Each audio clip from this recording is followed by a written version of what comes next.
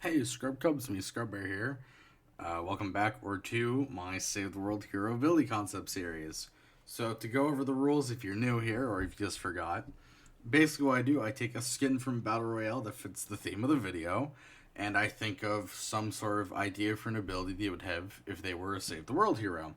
Because in Save the World, each hero has their own kind of unique perk slash ability with them, blah blah blah. And I can go into that in a different video. Just I'd like to get into it in this one because we have a lot of characters to go over in this one. It's not too short because the video topic is the Battle Pass for Chapter 1, Season 9. And with that, every skin in that Battle Pass has not been added as a hero to save the world. So I have a lot of ideas to go over here. So let's get right into it with the first skin here with rocks. Shurikens deal 7.4 base damage with chain energy damage, chaining. So basically, it'd be like what the vacuum tube bow has. If you charge up and you shoot a husk, there'll be lightning zapping from it. I'm probably going to show gameplay of it right here because I don't know. Shurikens are really cool. I'd like to have a shuriken build. I don't have enough heroes for it, or the right heroes. I don't have enough of everything to level everybody up and all that. But I think it'd be kind of cool to have like some sort of chaining energy damage to have that extra AOE because shurikens don't really have an AOE damage. The only character that's kind of close to that is like the Cloak Star because you throw all of them together. Like that's kind of the closest thing to like AOE damage they have. I don't know. Oh, that's pretty much what I got for rocks. Chaining energy damage, 17.4 base damage. Alright, let's get into skin number 2. It's Sentinel. Everybody remembers Sentinel, right? Chicken Robot, who at tier 99 gets a really cool black style that kind of looks like a Gundam Omega. No? Just me? Alright. But what I got for him is Sentinel. If you have him in your build, you can fly a short distance on Mantis Leap. So if you hold the spacebar, you do like a bit of a glide, I guess you could say, with like what R2D2 has, like that kind of gliding. Not the Clone Wars where he can fly, but the like the Lego Star Wars games where he just has that little hover. It's more kind of like that for a short distance, and then you get to jump again to it. And if you have the right build, you get to jump a lot for it. Yeah, no, I don't know. I thought Robot Sentinel, like Robot Gundam, basically glide with a jump. That's what I thought. I don't know. Anyways, skin number 3, Bunker Jonesy. Axe kills have a 5% chance of dropping a banana peel. So with dropping a banana peel, if you use like monks, I think it's the only character with it. Husks slip and they get stunned for a bit when it happens. So with Bunker Jonesy, every axe kill, well not every axe kill, but every axe kill has a 5% chance, I guess I was going to say. It has a 5% chance of dropping a banana peel, which would make the husk slip, making it like slightly easier to prevent them or stall them from getting to an objective. I don't know, maybe 5% is too low. I don't know if you have any comments about this. You know, put it in the comments section here, or talk to me on Twitter about it. About maybe the ability should have 15%, 20%. I don't know. I just chose 5% because I didn't want to make it like too common of an occurrence, but I didn't really think having it like kind of rare would also be beneficial. I don't know. I can't play test it, so I'm just assuming 5% is fine. If not, well, we can boost it up. Who knows? Anyways, going to number 4 here with Vega. Deal double damage to the highest value target within 10 tiles. So basically well, if you play any kind of game, right? The highest value targets can vary. So like in, let's say, Payday 2, like medics are very high priority targets because they can heal dozers, make them harder to kill. So it's like you'd want to kill like the healers versus the supports. That's what's like with a lot of games. You want to kill the supports first. Like same with MVM and TF2.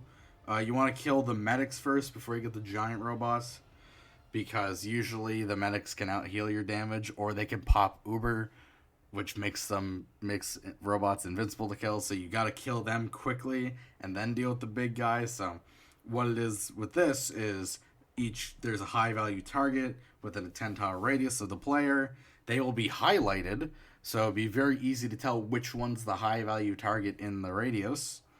And what you have is like basically it's like I have all the husks listed, but I didn't really I should have put nurse up more because of the healing factor.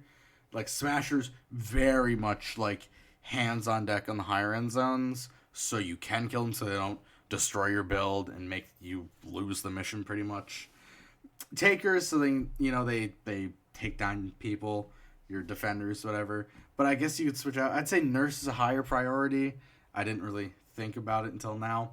So nurse is probably a higher priority. Flingers, since they throw huskies now, which they were supposed to do always, but they never figured it out because it was a bug, they never threw them.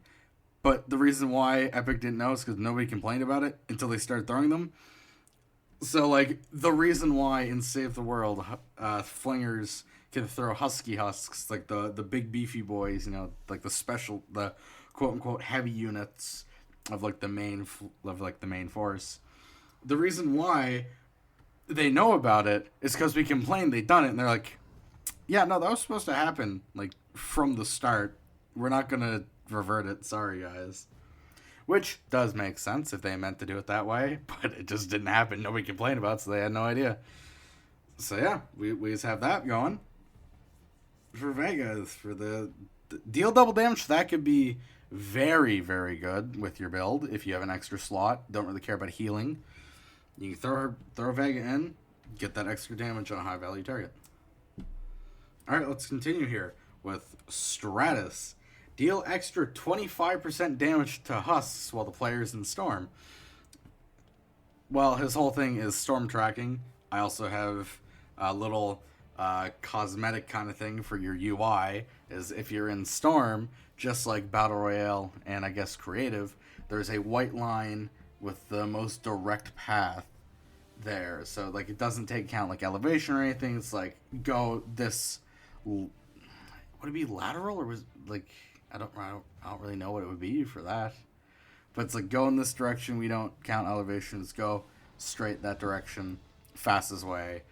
But it does, you probably should go around some things if it's too tall. Or you can just build over it, because, it's Fortnite.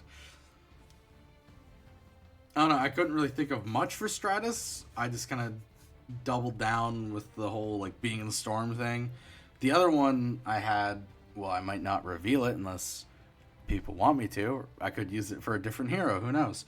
But for Stratus, though, I thought, you know what, for like, there's only like 3 missions that has the Storm. It's retrieve the data, eliminate and collect, and resupply.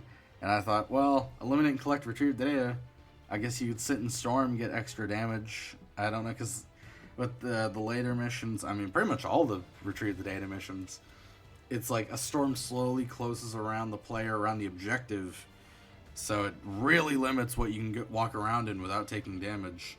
So Stratus would be great if you play those missions. You get an extra damage boost because of it.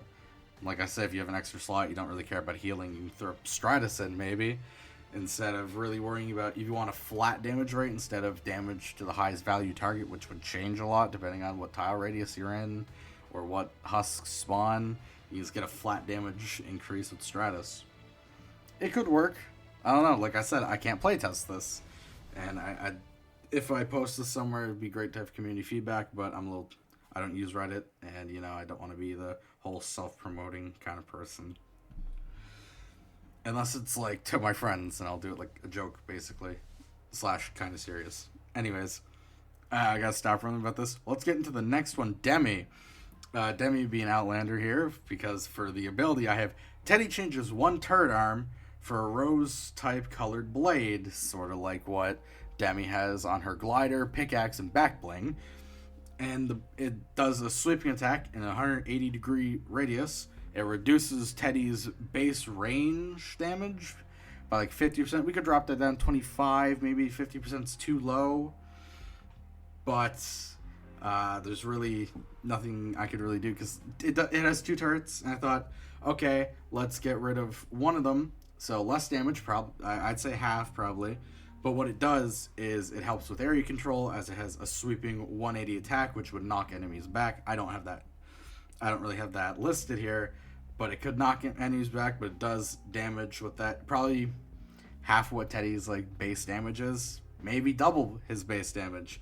I really thought about that because I thought reduce the damage, and with the sweeping attack, you can just kind of assume it'd be like knockback damage, and it does. I mean, it does multiple. It does sweeping attack, so it's multi-hit, unlike Teddy's turret, which focuses on one thing until it's dead or it's out of range. So yeah, no, the attack there, it could be very useful on certain missions, as depending on the spawn of the objective and the storm. Maybe they spawn from a tunnel. Just throw it there and basically hold them back. I don't know. And for the cosmetic chains, Teddy's right arm would match Demi's, but instead of a hand, it'd be a rose-colored blade like the pickaxe, glider, and back bling have. Go figure. And we're going to move on to Vendetta here, the tier 100 skin for the season. Dragon Slash has a 35% chance to snare targets, and it deals 12.4 base energy damage. So you have more energy damage, so it's better against elementals, like overall. Because if with Save the World you want energy damage, because that's kind of like the all-around better element to have on your weapons, because this has a flat 20 damage increase to everything. But there are some situations you want like a water thing, like the Chrome Husks. You want like ice or fire and blah blah blah. So with Vendetta, Dragon Slash would deal energy damage and have a 35% chance to snare enemies, which can work depending on what weapons you have, because one of the perks is increased damage to snare to frozen enemies. So if you want to have some sort of goofy combo with like you have a shotgun or something, you can have that extra damage from snare targets and have the ability to snare them really easily. Alright, and now we're moving on to the secret skin of the season. With Singularity, Teddy has a 40% chance of creating an energy burst in 2 tiles every 6 seconds. So the 2 tile radius, that's a pretty big radius. And it's an energy burst, sort of like what the base ability has, where it knocks them back and deals damage. Teddy has the chance of doing that every 6 seconds. So throw it in the Teddy build if you don't care about healing, or you just don't really have anything else to throw in the Teddy build. Throw Singularity in there if this ever becomes a real thing, and you get the 40% chance every 6 seconds, so less than half, but that's still pretty good, that it could cause that same explosion wherever Teddy is. So you could throw it in the middle of the storm if you want to, and somehow knock them off the map and just kill them instantly. It wouldn't have as great of an effect on mist monsters such as Smashers, because that'd be a little overpowered. However, just with what it is with normal enemies, that'd be really good. So that's gonna be it for the video. If you have any ideas, whatever, comment it below. Feedback, you can put it in the comments. Talk to me on Twitter. Twitter's going to be in the description and at the end of the video in the outro, if anybody ever stayed for that. Go figure. So yeah, that's all I'm really planning on doing. It's the end of the video. So like, comment, subscribe if you're new and you liked my content. Check out the playlist below of the other Save the World abilities I have. This is an ongoing series I've been doing for a while. I've covered with the Season 9 Battle Pass in previous, so I've done all the Battle Passes so far, from Chapter 1, Season 2 to now Season 9, as I'm working my way up to do it. Mainly because a lot of heroes don't get made out of Battle Royale characters that much anymore. I shouldn't say anymore. We got Omni Queen recently, but for Battle Pass, not really. It's not really that common of a thing. It's not that common for us to get new heroes anyways, but it's mainly item shop characters we get, or characters part of some sort of pack. So I'm deciding, hey, let's make a series where, maybe we can get that for Battle Pass characters. Who knows? Alright, that's it for the video. I will see you, Scrub Cubs, in the next one. And who knows what it is? It probably won't be as long as this, though. So take care, everyone. Have a great day. All that jazz. Also, I hope everyone had a great Valentine's Day. Alright, thanks for making it to the end of the video. See you Scrub Cubs later. Take care now. Bye.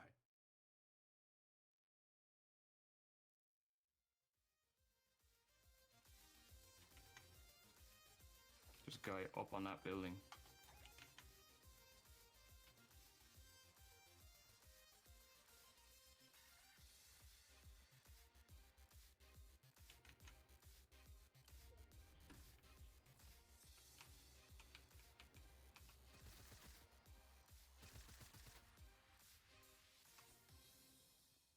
There's 2 Vaders up there with snipers.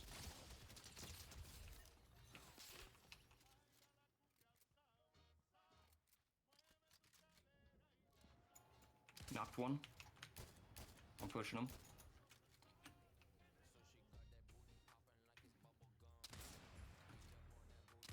I need to get over to that side. Wait. Oh, fuck, man. Nice. I didn't know we were in a fucking 2v2. I thought those boys were still alive.